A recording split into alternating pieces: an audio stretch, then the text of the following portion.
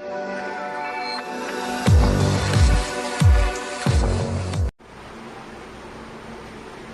আলাইকুম প্রিয় বন্ধুরা, কেমন আছেন? আশা করি আপনারা ভালো আছেন।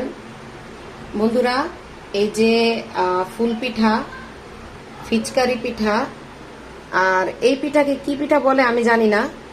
তো কিছুদিন আগে আমার দেবরের বিয়ে ছিল, বিয়েতে গিয়েছিলাম, চাচাতো দেবর। তো দেবরের শ্বশুর বাড়ি থেকে এই পিঠাগুলো আসছে। তো ওইখান থেকে আমার দেবরের বউ এই পিঠাগুলো আমি ভেজে নিচ্ছি, ছোট ছোট গুলো দিয়ে দিচ্ছি।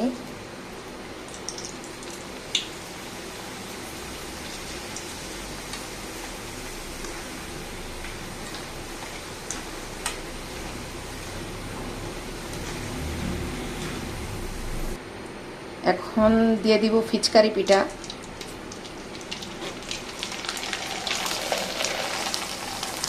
সুন্দর করে ভাজা হয়ে যাচ্ছে, দেখুন।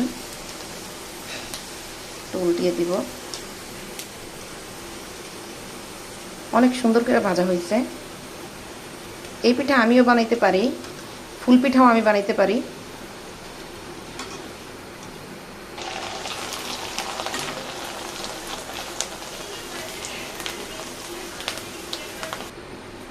দিয়ে দিচ্ছি এই যে ভারী পিঠাটা, ফুল পিঠা।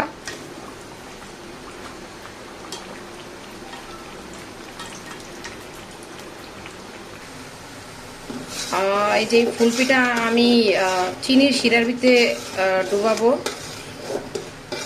তো চিনির শিরাটা আমি করে নিয়েছি, আর এইদিকে এই যে পিঠা ভাজা হচ্ছে। আরো কিছু ভেজেছি, আরো ভাজবো। বন্ধুরা, কমপ্লিট হয়ে গেছে আমার পিঠা। আমি শিরা দিয়ে দিয়েছি এখানে। খুব নরম হয়েছে, এটা খেতে খুব সুস্বাদু হয়েছে, খেয়েছি আমি। সঙ্গে এই পিঠাতেও আমি চিনির শিরা দিয়ে দিয়েছি। আমার কাছে খুব ভালো লাগতেছে দেখতে। আপনারা কমেন্ট করে জানাবেন কেমন লাগতেছে এবং খেতে কিরকম হবে, আপনাদের কি মনে হয়। তো বন্ধুরা, আমার ফেসবুকে একটা পেজ আছে, ডেইলি রুটিন বাই মিনারা। এই পেজটাকে ফলো করবেন এবং আমাকে সাপোর্ট করবেন। তো বন্ধুরা, এই যে দেখতে পাচ্ছেন পিঠা তৈরি। এখন আমার মেয়েরা খাবে। ওরা আসলে বায়না করে প্রত্যেক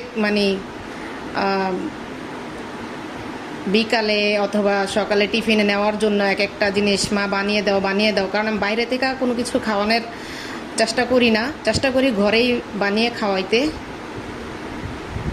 তো আপনারা ফলো করবেন, সাপোর্ট করবেন, আমার চ্যানেলটাকে সাবস্ক্রাইব করবেন, ইউটিউব চ্যানেলকে। আসসালামু আলাইকুম বন্ধুরা, ভালো থাকবেন, সুস্থ থাকবেন এবং হেলদি খাবার খাবেন।